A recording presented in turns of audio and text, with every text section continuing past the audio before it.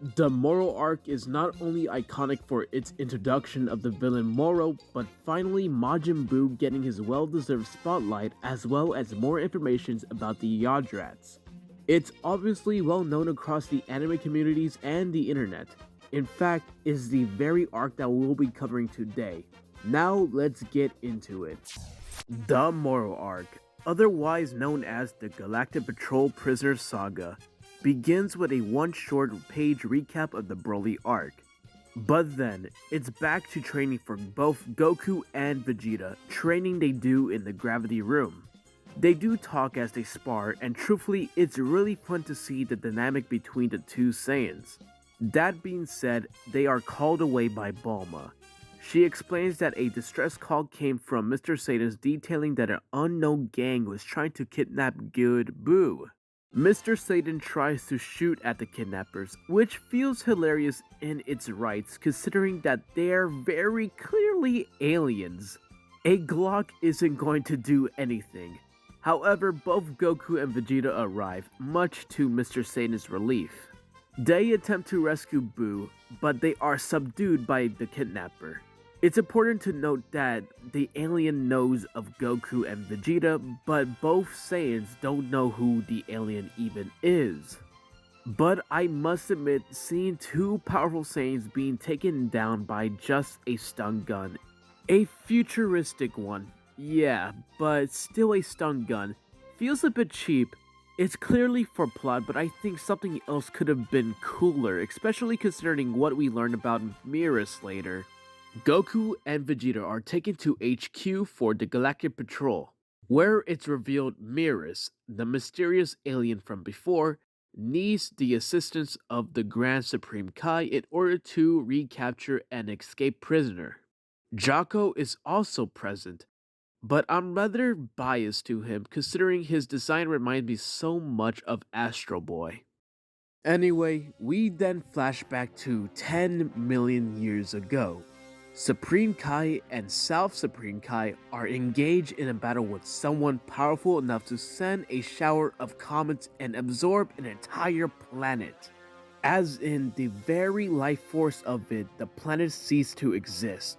Not only this, but they even consume the planet. The powerful person Supreme Kai and South Supreme Kai are facing none other than Moro.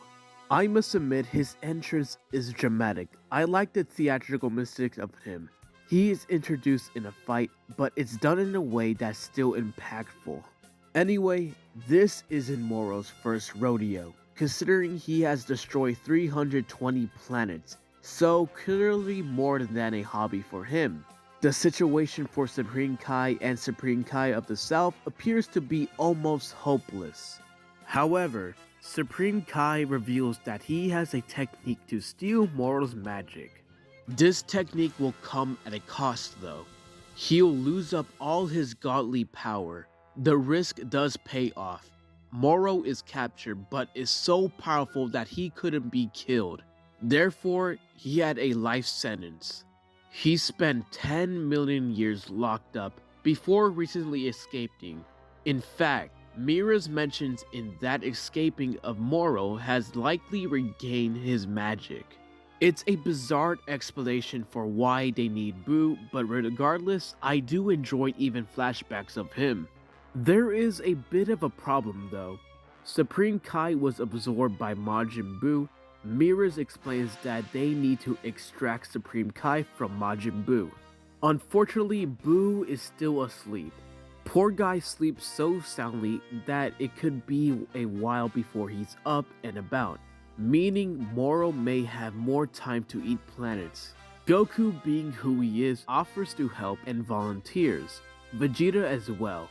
Vegeta has some inner thoughts concerning Mirrors and the stun gun, but to be quite honest, it feels like a cop out for a plot.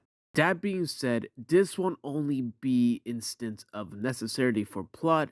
In order to properly assist, Vegeta and Goku are named as special members of the Galactic Patrol.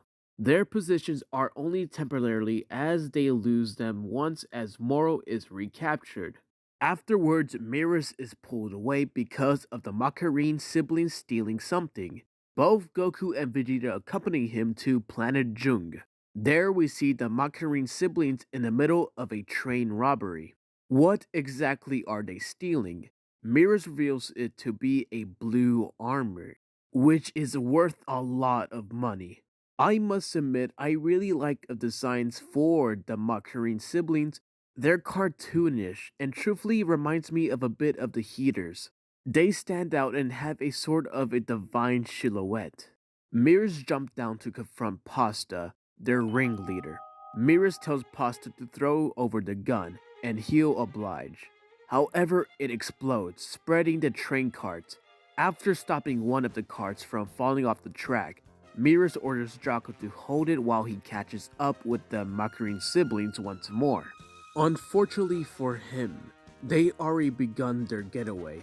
Goku stops the gang, but Vegeta is able to work out that the siblings wouldn't have been able to go too far because Mirrors sabotaged their ship. It's another time he is frustrated by being unable to observe Mirrors. Back at HQ, another alert comes through. This time, it's about Moro. They have a lock on his location, and Goku senses Moro through Chi. Finally, we get a good full shot of Moro. I must say, his menacing smile and horror silhouette is Donnie. Very peak character design. Moro knew Goku was sensing his chi, which makes Moro all the more creepy and more foreboding, especially considering the fact that Goku describes Moro's chi as terrifying. He likens it to a lot of people screaming in pain. It really sets the stage for Moro as the villain. I think even his presence as well is scary. Speaking of Moro, he's on board a ship and remarks that his magic hasn't returned to full power yet. Now the imprisoned Macarine siblings, especially Pasta, explain that Moro is most likely after the Namekian Dragon Balls, which Moro himself confirms. On new planet Namek, Moro is closing in. His ship is close enough for the Papaloos to notice. But back at HQ, Goku and Vegeta decides to both use instant teleportation to the planet. Goku explains the situation to Maroon, and the Namekians scramble to gather the Dragon Ball and flee. I must admit, the entrance Moro makes here is so grand. He just calmly perks his ship and exits, talking about how good the fresh air is. He's not even seemingly bothered by either Vegeta or Goku. Anyway, he almost absorbs one Namekian, who didn't escape. Thankfully, they are rescued by Vegeta. Vegeta goes Super Saiyan. Surprisingly, he is unable to hand a single blow on Moro. Despite being locked up for 10 million years, Moro is sprite enough to dodge Vegeta. His goal was to exhaust Vegeta, because once the Saiyan loses his footing, Moro throws him into a rock side. Vegeta charged him again, this time losing Super Saiyan God form. He manages to land a blow, and Moro attempts to throw the landscape at Vegeta. However, the Saiyan destroys any debris sent at him. While he fights, Mira suggests that they head back to HQ as he believes Buu is their only chance to stop Moro. What's interesting is that every new piece of information about Moro just builds more and more to his Planet Eater title. He's a force to be reckoned with, and which is why it's a bit exciting to see him unleash his magic.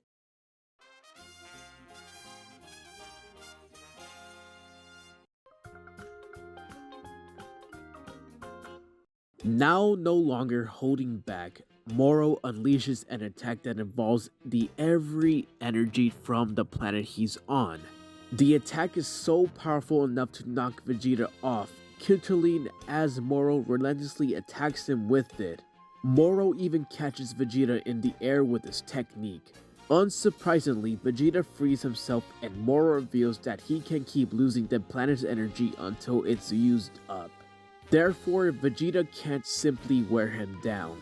Moro goes on to explain he is there because he wants the Dragon Balls. Vegeta once again narrowly avoids another one of Moro's attacks, stating that if he were at full power, Vegeta will be nothing but an insect. Vegeta then powers up into Super Saiyan Blue, getting equally as serious. The two continue to battle in panels that are quite frankly well so drawn, it's crazy. However, Vegeta is able to kick Moro into a body of water. Chanberry is a spectator to the fight like Goku and grows worried about this. Early, Moro rises from the water. It's a creepy scene, but it's made strange by Goku sensing something else. Once more, Moro absorbs the life force of the planet, including the Namekians Goku and Vegeta. Of course, this causes them to grow faint and weak. Vegeta stands strong in the face of this, though he tells Moro that even with his power-up, he is still no match for Super Saiyan Blue. The Saiyan makes several attempts but cannot transform. We then cut to Jocko and Miras, as it explains that Moro can absorb the life force of planets and the people on them without even touching them. This does seemingly change later on though.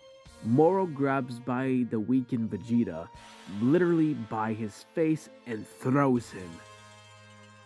Goku charges at Moro, but the villain grabs his legs and tosses him into rocks.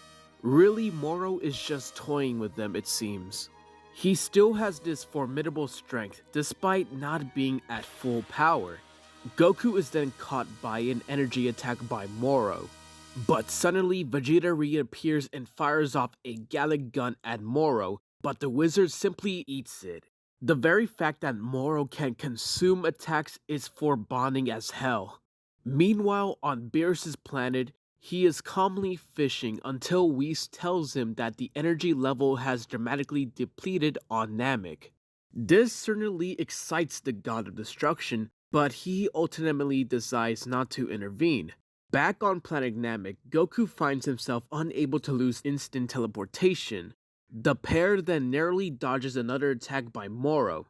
However, they are caught in the aftermath of it. The power is enough to leave a crater.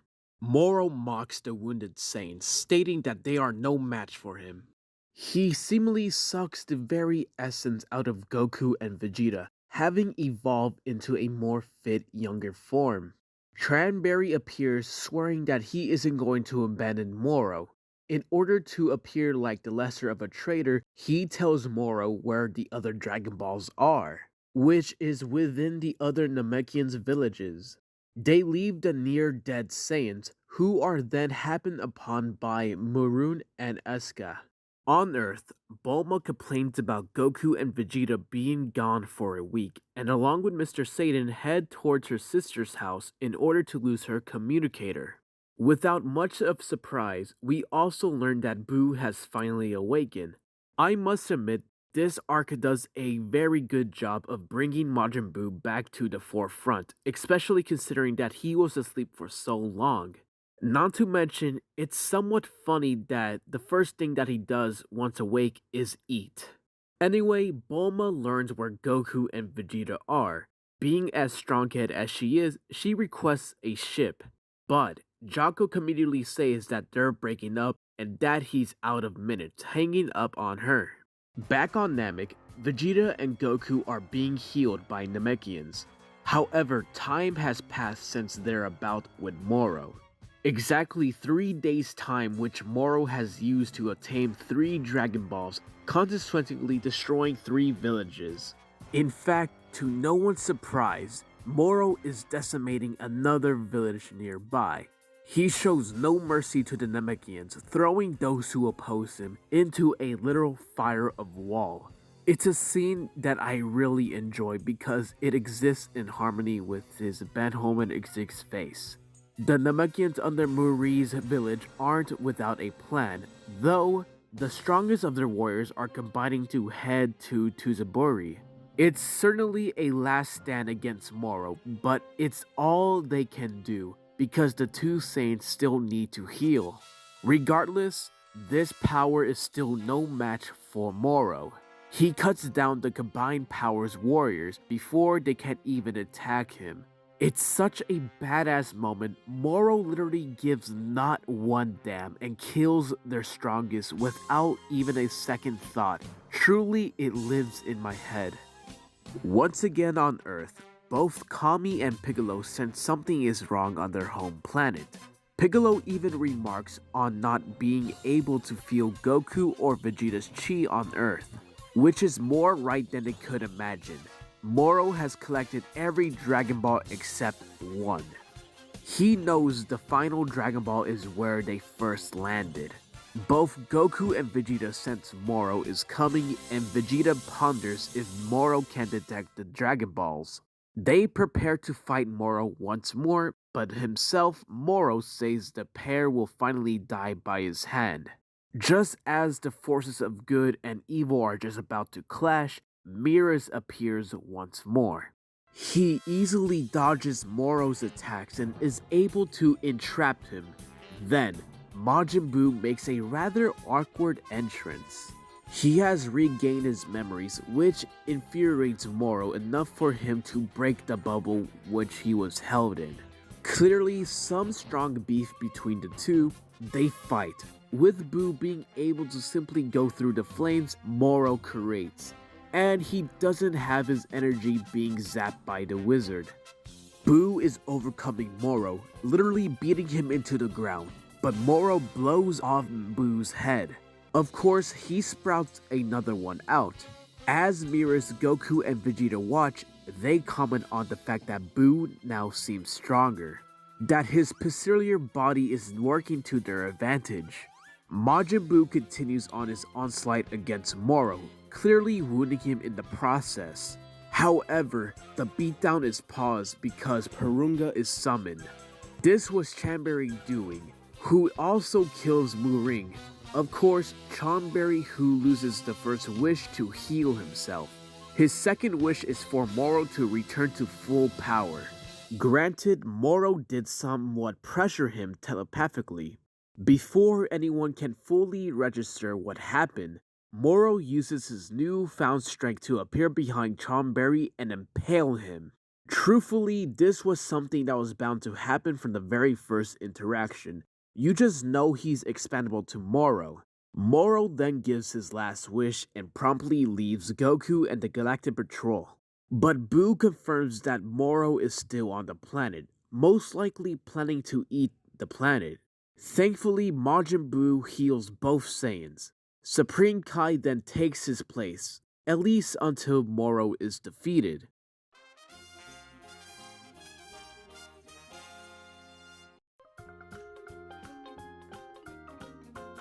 Mirrors Eska and Jako aboard the Galactic Patrol ship in order to avoid Moro's energy drawing power.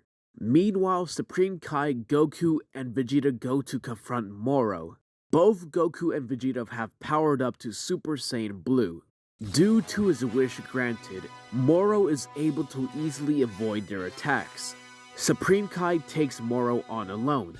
However, they are so far away in the vacuum of space that neither of Goku or Vegeta can even see what's happening. It's clear that Supreme Kai is no match for Moro, as the wizard is able to absorb an energy blast from him.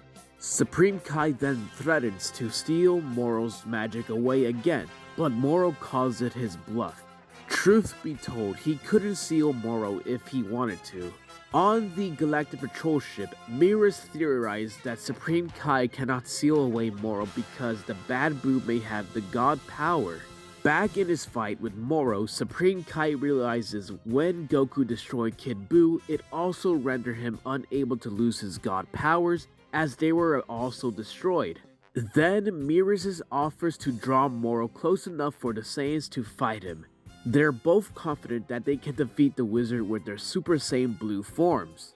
Once in space, with Supreme Kai and Moro, Mirrors distracts Moro long enough for Supreme Kai to instantly teleport himself and Moro back on planet Namek. Goku and Vegeta join them, with Goku boasting that Moro won't be escaping again.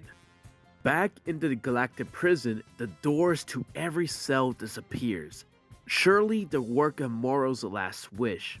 The convicts begin to make their escape. This includes the Macarine siblings as well. Miras and Jaco are informed of the break, as Miro cinematically reveals the two sayings that he wished for this prison break. You gotta admit, he's a man with a mission. Suddenly, a ship comes carrying the escaped prisoners. One of them, Saganbun, reports directly to Moro. The wizard then commands the escaped convicts to attack Goku and Vegeta. Despite being outnumbered, both use their Super Saiyan Blue forms to take out the prisoners with Supreme Kai's help. Moro has other plans though. He begins to once again absorb their life forces, which causes Goku and Vegeta to revert to Super Saiyan God. Moro explains that his ultimate goal while Goku has gone down to Super Saiyan 3, yet he still continues to fight. Unable to even go Super Saiyan anymore, Miras and Jaco teleport down to offer support. Eska also plans to heal any injuries.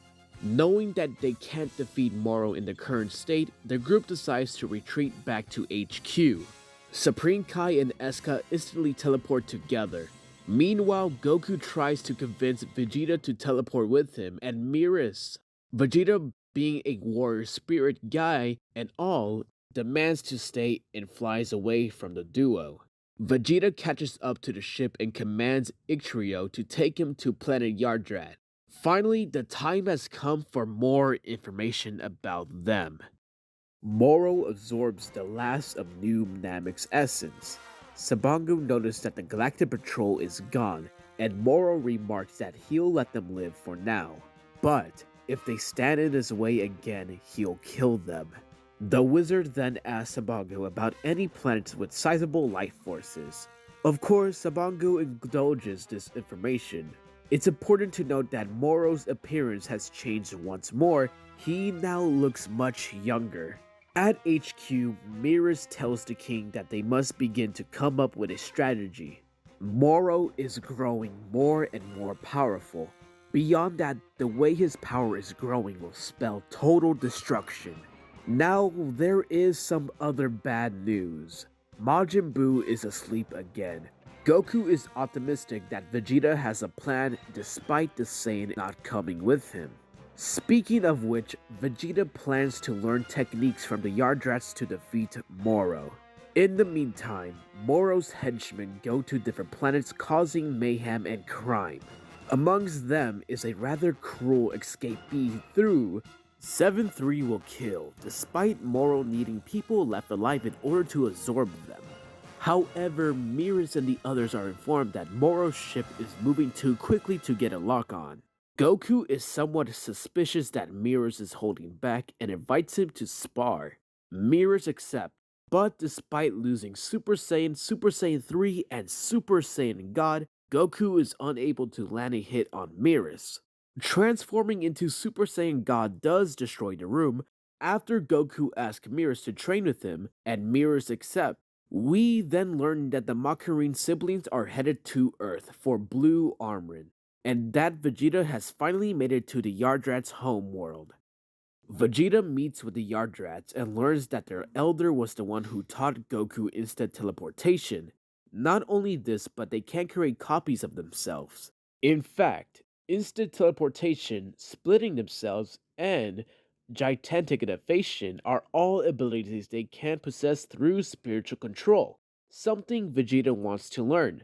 While Vegeta trains with the Yardrats, Goku trains with Miras. It's a double treat of Yardrat lore and those satisfying training sequence. But while they train, it's time to see what the other characters are up to. On the Sanctuary, Piccolo is still unable to telepathically contact any of the Namekians, which makes him fear the worst. His attention is instead drawn to the Earth, where the criminal sibling gang is trying to land. Really, Pasta notes the strangeness of Piccolo's abilities. Talk about biting off more than you can chew. Bulma informs Dende that Piccolo is getting drafted into the Galactic Patrol and once again contacts Jaco. Meanwhile, Piccolo gives the siblings some trouble. Despite being a 3v1, Dende works out that the scouts Moro sent are in fact who Piccolo is confronting. They're already ahead though, considering that the Macarine siblings plan to alert Moro about the planet. which they do. During all of this, Goku is training with mirrors. I must say, the panels are very well drawn. You can see the visual improvements of Toyo's art. Mirrors then tells Goku that the only way for him to achieve his goal is have to self-control over his emotions. He also explains that he knew why Goku was training and apologized for not telling him sooner.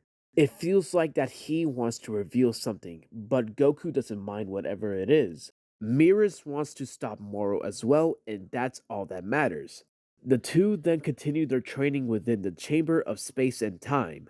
It's interesting to note that Mirrors himself says that he picked out an outer order to unleash his full power without praying eyes. It's very suspicious, as we will see later on.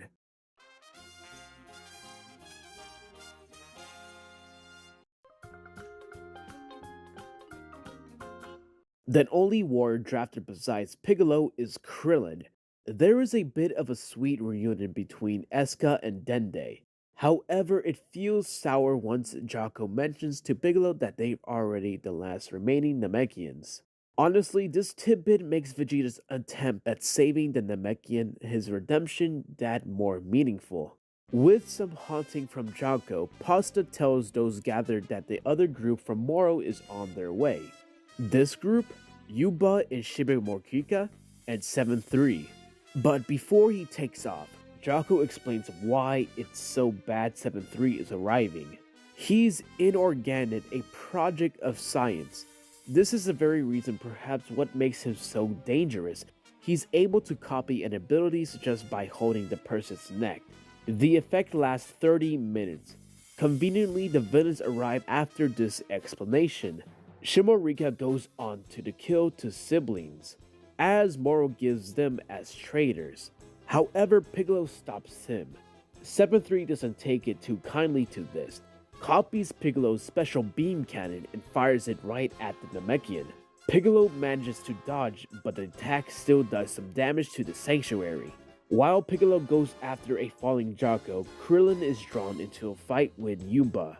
Piccolo fights 7-3, who clearly has copied all of his abilities. It's like fighting his own clone. Beyond his innate power to copy abilities, 7-3 also has unlimited stamina. Clearly, he is a match for Piccolo. His strength is enough for Piccolo to doubt that he'll survive 30 minutes. Thankfully, Gohan arrives. Back in his training, Goku mirrors decides to replicate the life or death situation of the manifestation of Ultra Instinct.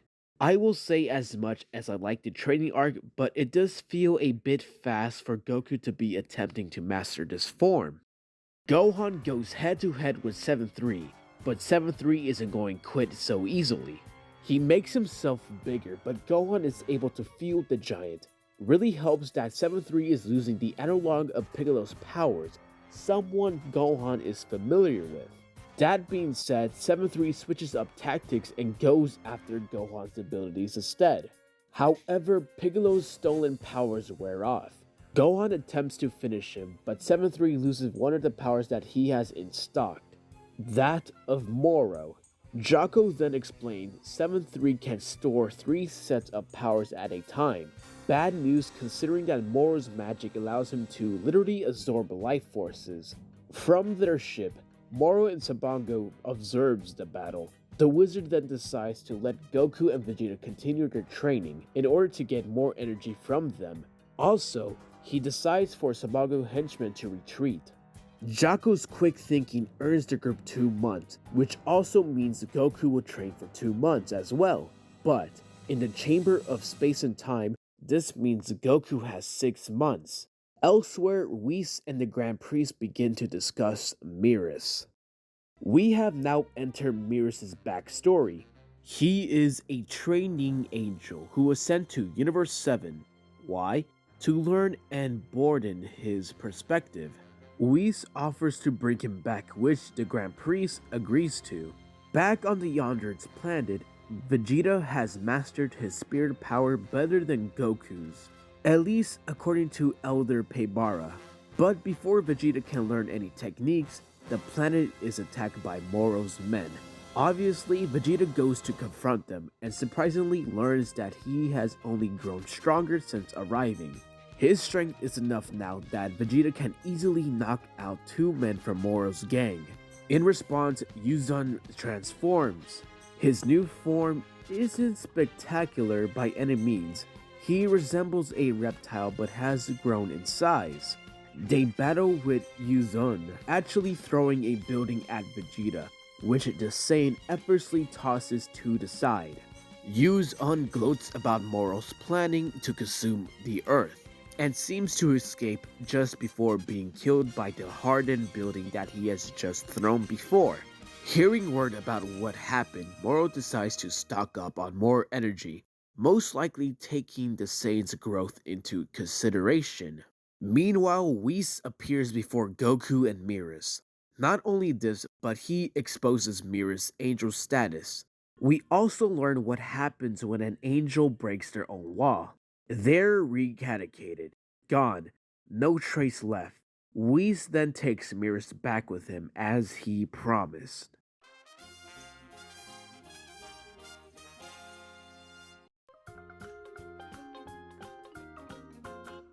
Both the Galactic Patrol and the Dragon Team, without Goku and Vegeta of course, have gathered on Earth. Ships arrive with convicts who plan to steal treasure and wealth before Moro dusts the planet. While everyone splits up, Galactic Patrol includes Piccolo and Gohan stay behind to face the wizard. However, they are ambushed by 7-3 who copies their powers.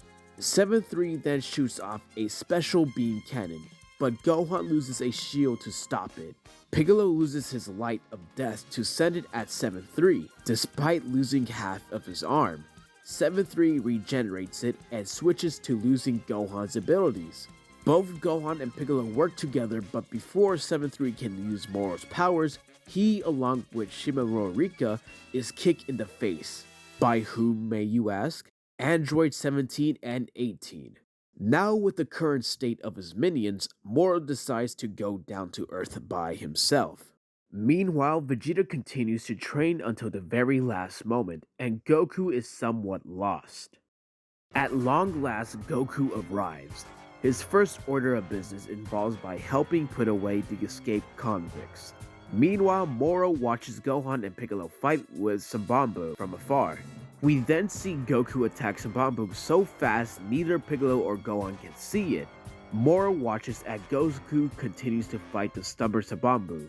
In fact, the Saiyan shows off his Super Saiyan Blue form. Moro goes on to even take the stakes by granting Sabambo even more power.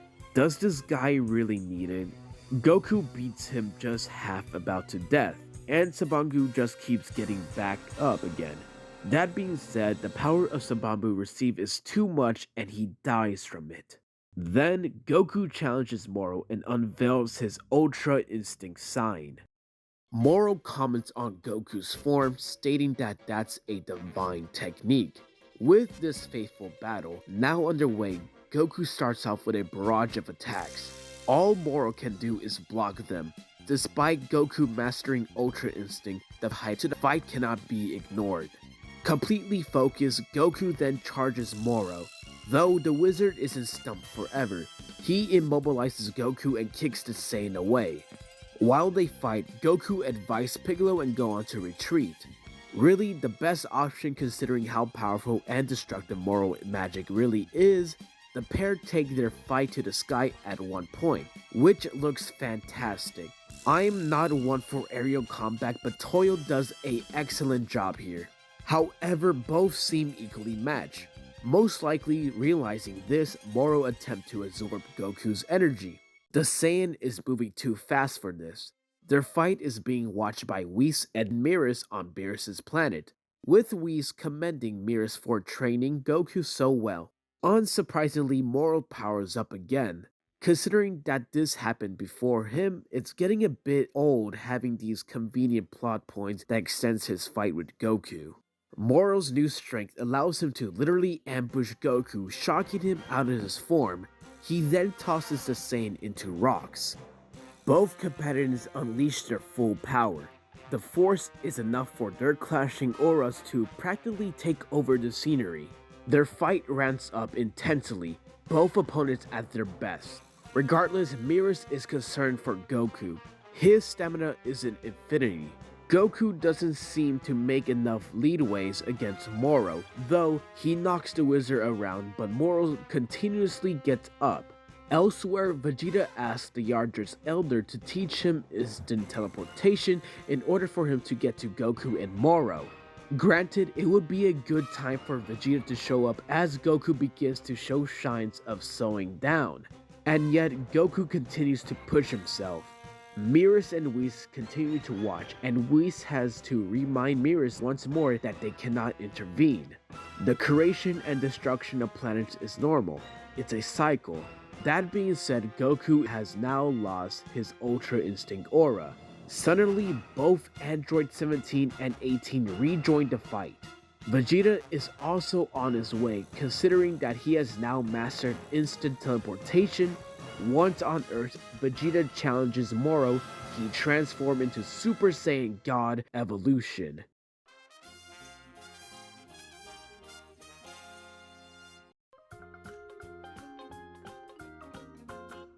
Despite his power-up, Moro insists that Vegeta is still no match for him.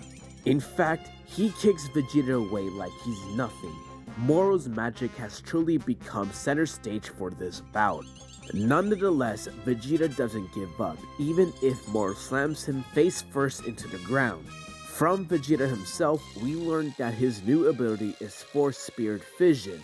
This technique frees the stored energy that Moro had, which makes him old once more. While they fight, Vegeta mocks the older and slower, weaker Moro.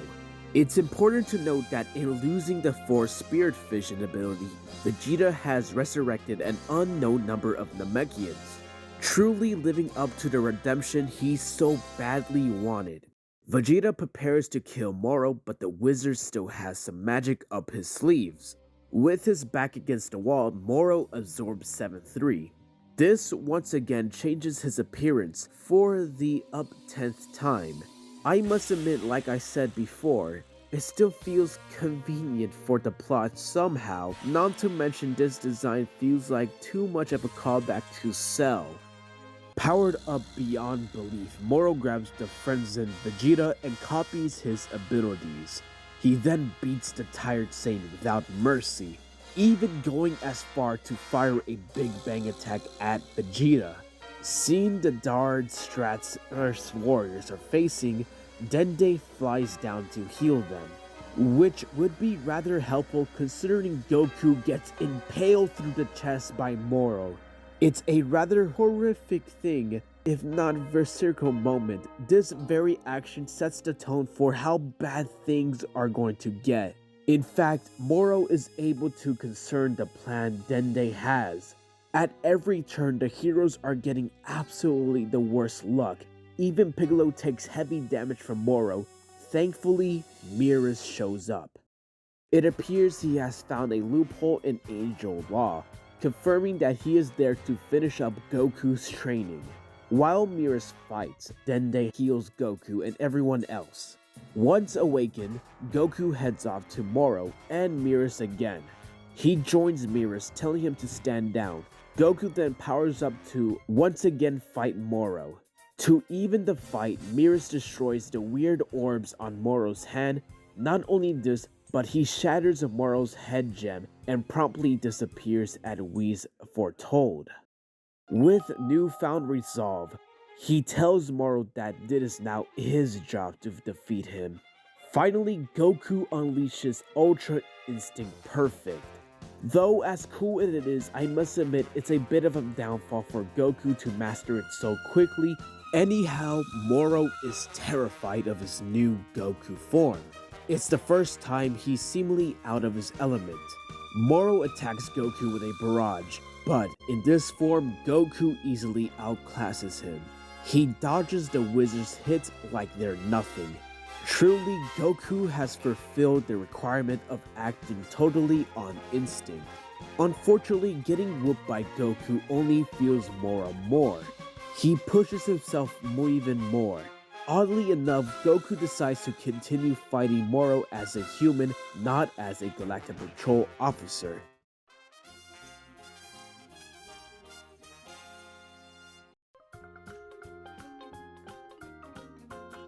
As we near the end, we also come to the plot point that is bizarre to say at least.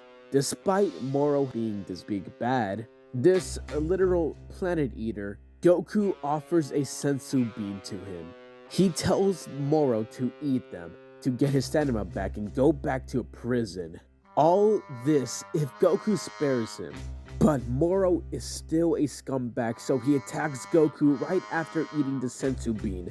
However, Goku still tries to reason with him, saying that Moro is the strongest he faced without training.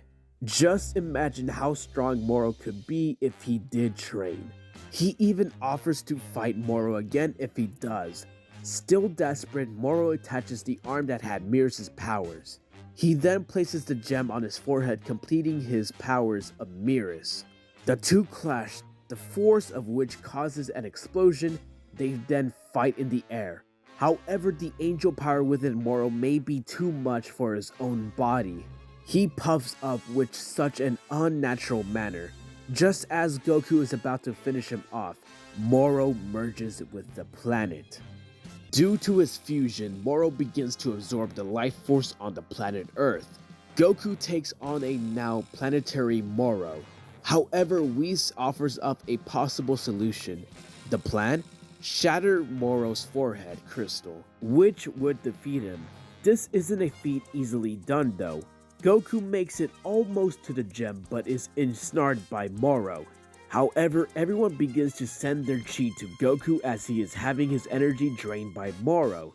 Not only it is the Dragon Team that helps, but those on the sanctuary as well. Meanwhile, Jaco seeks out Majin Buu, but he doesn't really need to do that, as Divine Chi is sent to Goku thanks to Oob. This boost proves to be enough for Goku to smash Moro's crystal, ending it all. In celebration, a giant feast is held at Mr. Satan's home. The lives of those on New Namek were also restored with the help of the Dragon Balls. While at the medal giving ceremony, it is revealed that Mirror survived, albeit now no longer an angel. The arc does end on a bit of an ominous note. We see Granola happening upon a now recovering 7-3. And that is all for this video. Follow us on Twitter at DBHype and Instagram at DBHype1 for daily Dragon Ball news, updates, and awesome content. I'm your host, Vro, and I'll see you guys next time. Until then, peace!